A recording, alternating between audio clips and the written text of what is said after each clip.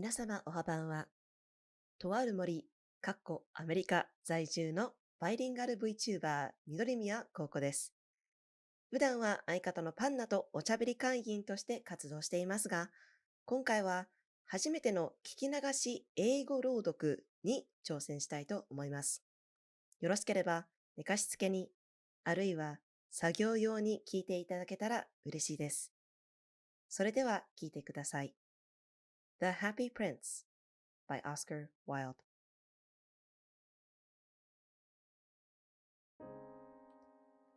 High above the city, on a tall column, stood the statue of the Happy Prince. He was gilded all over with thin leaves of fine gold. For eyes he had 2 bright sapphires, and a large red ruby glowed on his sword hilt. He was very much admired indeed. "He is as beautiful as a weathercock," remarked one of the town councillors, who wished to gain a reputation for having artistic tastes. "Only not quite so useful," he added, fearing lest people should think him unpractical, which he really was not. "Why can't you be like the Happy Prince?" asked a sensible mother of her little boy, who was crying for the moon. "The Happy Prince never dreams of crying for anything." "I am glad there is someone in the world who is quite happy," muttered a disappointed man as he gazed at the wonderful statue. "He looks just like an angel," said the charity children, as they came out of the cathedral in their bright scarlet cloaks and their clean white pinafores. "How do you know?" said the mathematical master. "You have never seen one." "Ah, but we have, in our dreams," answered the children. And the mathematical master frowned and looked very severe, for he did not approve of children dreaming. One night there flew over the city a little swallow. His friends had gone away to Egypt 6 weeks before, but he had stayed behind, for he was in love with the most beautiful reed. He had met her early in the spring, as he was flying down the river after a big yellow moth, and had been so attracted by her slender waist that he had stopped to talk to her. "Shall I love you?" said the swallow, who liked to come to the point at once, and the reed made him a low bow. So he flew round and round her, touching the water with his wings, and making silver ripples. This was his courtship, and it lasted all through the summer. "It is a ridiculous attachment," twittered the other swallows. "She has no money, and far too many relations." And indeed, the river was quite full of reeds. Then, when the autumn came, they all flew away. After they had gone, he felt lonely, and began to tire of his lady love. "She has no conversation," he said, "and I am afraid that she is a coquette, for she is always flirting with the wind." And certainly, whenever the wind blew, the reed made the most graceful curtsies. "I admit that she is domestic," he continued, "but I love traveling, and my wife, consequently, should love traveling also." "Will you come away with me?" he said finally to her, but the reed shook her head. She was so attached to her home. "You have been trifling with me," he cried. "I am off to the pyramids. Goodbye." And he flew away. All day long he flew, and at night time he arrived at the city. "Where shall I put up?" he said. "I hope the town has made preparations." Then he saw the statue on the tall column. "I will put up there," he cried. "It is a fine position, with plenty of fresh air."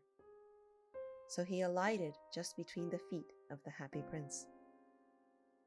"I have a golden bedroom," he said softly to himself as he looked around, and he prepared to go to sleep, but just as he was putting his head under his wing, a large drop of water fell on him.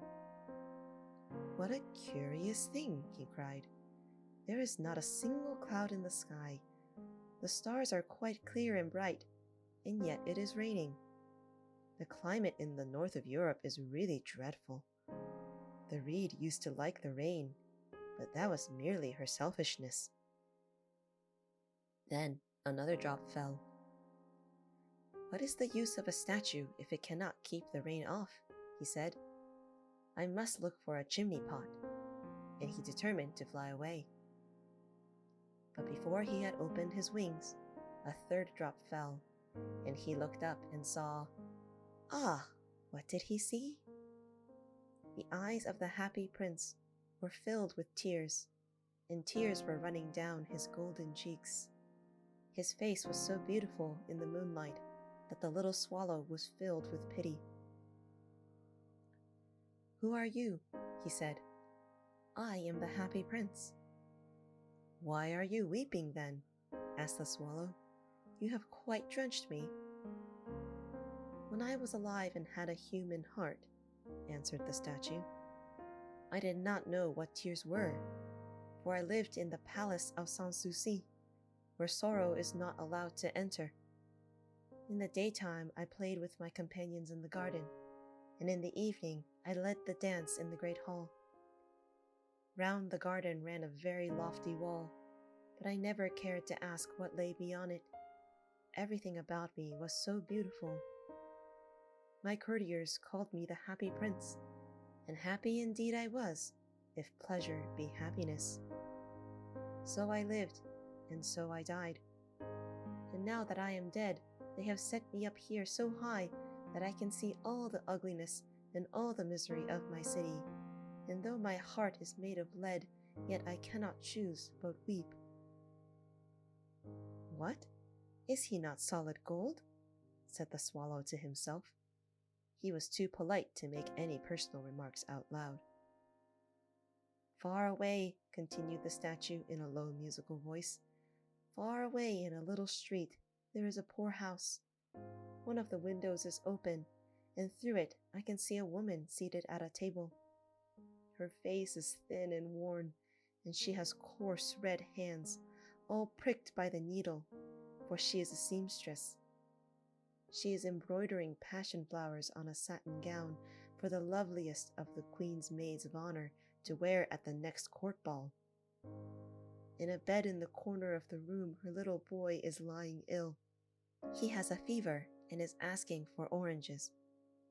His mother has nothing to give him but river water, so he is crying. Swallow, swallow, little swallow, will you not bring her the ruby out of my sword hilt? My feet are fastened to this pedestal, and I cannot move." "I am waited for in Egypt," said the swallow. "My friends are flying up and down the Nile, and talking to the large lotus flowers. Soon they will go to sleep in the tomb of the great king. The king is there himself in his painted coffin. He is wrapped in yellow linen and embalmed with spices. Round his neck is a chain of pale green jade, and his hands are like withered leaves." "Swallow, swallow, little swallow," said the prince, "will you not stay with me for one night and be my messenger? The boy is so thirsty, and the mother so sad." "I don't think I like boys," answered the swallow.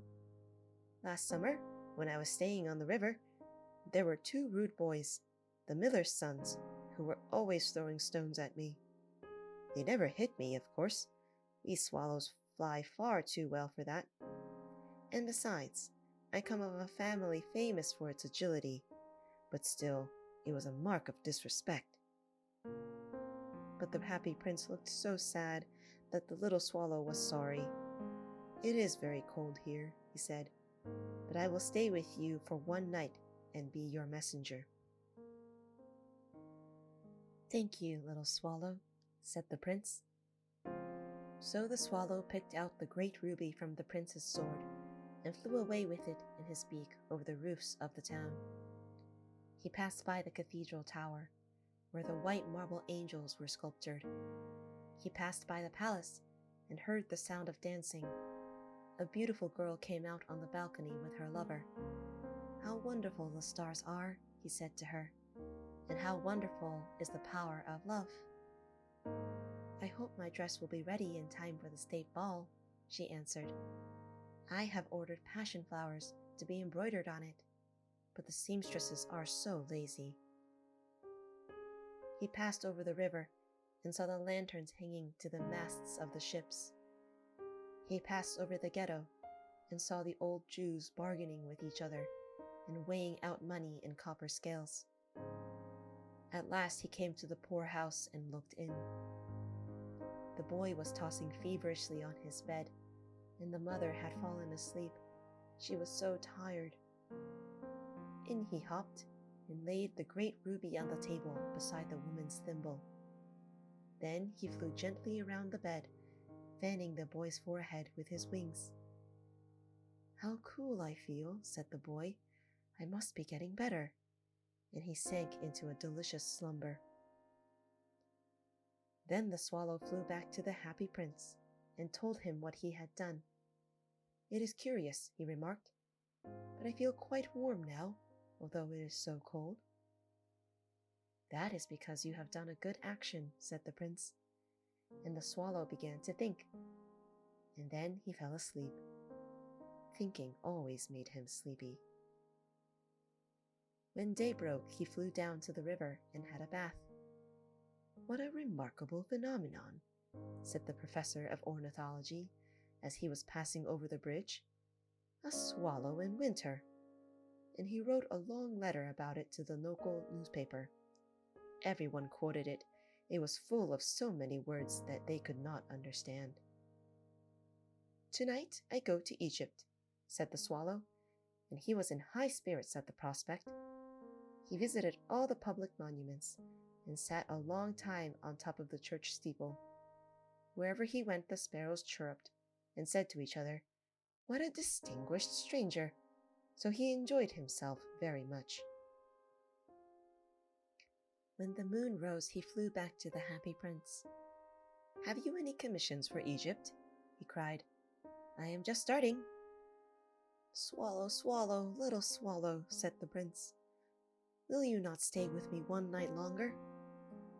"I am waited for in Egypt," answered the swallow. "Tomorrow my friends will fly up to the second cataract. The river horse couches there among the bulrushes, and on a great granite throne sits the god Memnon. All night long he watches the stars, and when the morning star shines he utters one cry of joy, and then he is silent. At noon the yellow lions come down to the water's edge to drink. They have eyes like green barrels, and their roar is louder than the roar of the cataract." "Swallow, swallow, little swallow," said the prince. "Far away across the city I see a young man in a garret. He is leaning over a desk covered with papers, and in a tumbler by his side there is a bunch of withered violets. His hair is brown and crisp, and his lips are red as a pomegranate, and he has large and dreamy eyes. He is trying to finish a play for the director of the theater, but he is too cold to write any more. There is no fire in the grate, and hunger has made him faint." "I will wait with you one night longer," said the swallow, who really had a good heart. "Shall I take him another ruby?" "Alas, I have no ruby now," said the prince. "My eyes are all that I have left. They are made of rare sapphires, which were brought out of India 1,000 years ago. Pluck out one of them and take it to him. He will sell it to the jeweler and buy food and firewood and finish his play." "Dear prince," said the swallow, "I cannot do that." And he began to weep. "Swallow, swallow, little swallow," said the prince. "Do as I command you." So the swallow plucked out the prince's eye and flew away to the student's garret. It was easy enough to get in, as there was a hole in the roof. Through this he darted and came into the room. The young man had his head buried in his hands, so he did not hear the flutter of the bird's wings, and when he looked up, he found the beautiful sapphire lying on the withered violets. "I am beginning to be appreciated," he cried. "This is from some great admirer. Now I can finish my play." and he looked quite happy. The next day the swallow flew down to the harbor. He sat on the mast of a large vessel and watched the sailors hauling big chests out of the hold with ropes. "Heave ahoy!" they shouted as each chest came up. "I am going to Egypt," cried the swallow, but nobody minded. And when the moon rose, he flew back to the happy prince. "I am come to bid you goodbye," he cried. "Swallow, swallow, little swallow," said the prince, "will you not stay with me one night longer?" "It is winter," answered the swallow, "and the chill snow will soon be here. In Egypt the sun is warm on the green palm trees, and the crocodiles lie in the mud and look lazily about them. My companions are building a nest in the temple of Baalbek, and the pink and white doves are watching them and cooing to each other. Dear prince, I must leave you, but I will never forget you. And next spring I will bring you back 2 beautiful jewels in place of those you have given away. The ruby shall be redder than a red rose, and the sapphire shall be blue as the great sea." "In the square below," said the happy prince, "there stands a little match girl. She has let her matches fall in the gutter, and they are all spoiled.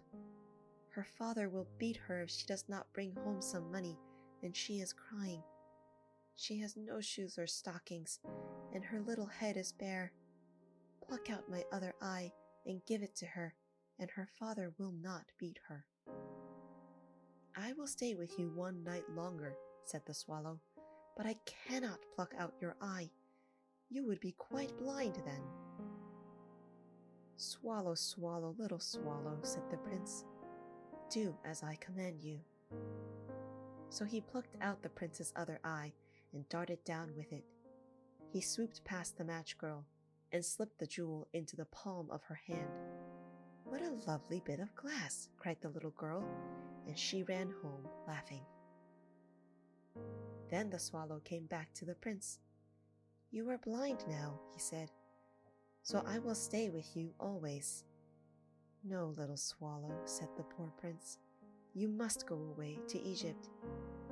"I will stay with you always," said the swallow, and he slept at the prince's feet. All the next day he sat on the prince's shoulder and told him stories of what he had seen in strange lands. He told him of the red ibises who stand in long rows on the banks of the Nile and catch goldfish in their beaks, of the Sphinx who is as old as the world itself and lives in the desert and knows everything, of the merchants who walk slowly by the side of their camels and carry amber beads in their hands, of the king of the mountains of the moon who is as black as ebony and worships a large crystal, of the great green snake that sleeps in a palm tree and has 20 priests to feed it with honey cakes, and of the pygmies who sail over a big lake on large flat leaves and are always at war with the butterflies. "Dear little swallow," said the prince, "you tell me of marvelous things, but more marvelous than anything is the suffering of men and of women. There is no mystery so great as misery. Fly over my city, little swallow, and tell me what you see there." So the swallow flew over the great city and saw the rich making merry in their beautiful homes, while the beggars were sitting at the gates. He flew into dark lanes and saw the white faces of starving children, looking out listlessly at the black streets. Under the archway of a bridge, 2 little boys were lying in one another's arms to try and keep themselves warm. "How hungry we are," they said. "You must not lie here," shouted the watchman, and they wandered out into the rain. Then he flew back and told the prince what he had seen. "I am covered with fine gold," said the prince. "You must take it off, leaf by leaf, and give it to my poor. The living always think that gold can make them happy." Leaf after leaf of the fine gold the swallow picked off, till the happy prince looked quite dull and grey. Leaf after leaf of the fine gold he brought to the poor, and the children's faces grew rosier, and they laughed and played games in the street. "We have bread now," they cried. Then the snow came, and after the snow came the frost. The streets looked as if they were made of silver. They were so bright and glistening. Long icicles like crystal daggers hung down from the eaves of the houses. Everyone went about in furs, and the little boys wore scarlet caps and skated on the ice. The poor little swallow grew colder and colder, but he would not leave the prince. He loved him too well. He picked up crumbs outside the baker's door when the baker was not looking, and tried to keep himself warm by flapping his wings. But at last he knew that he was going to die. He had just strength to fly up to the prince's shoulder once more. "Goodbye, dear prince," he murmured. "Will you let me kiss your hand?" "I am glad that you are going to Egypt at last, little swallow," said the prince. "You have stayed too long here, but you must kiss me on the lips, for I love you." "It is not to Egypt that I am going," said the swallow.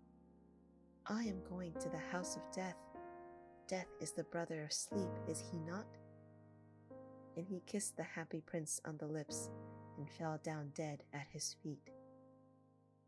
At that moment, a curious crack sounded inside the statue, as if something had broken. The fact is that the leaden heart had snapped right in two. It certainly was a dreadfully hard frost. Early the next morning, the mayor was walking in the square below in company with the town councillors. As they passed the column, he looked up at the statue. "Dear me, how shabby the happy prince looks," he said. "How shabby indeed," cried the town councillors, who always agreed with the mayor, and they went up to look at it. "The ruby has fallen out of his sword.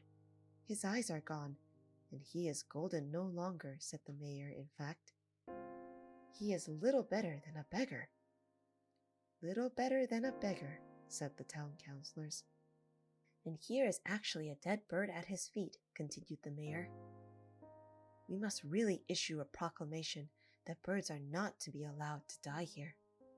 And the town clerk made a note of the suggestion. So they pulled down the statue of the happy prince. "As he is no longer beautiful, he is no longer useful," said the art professor at the university. Then they melted the statue in a furnace, and the mayor held a meeting of the corporation to decide what was to be done with the metal. "We must have another statue, of course," he said, "and it shall be a statue of myself." "Of myself," said each of the town councillors, and they quarreled.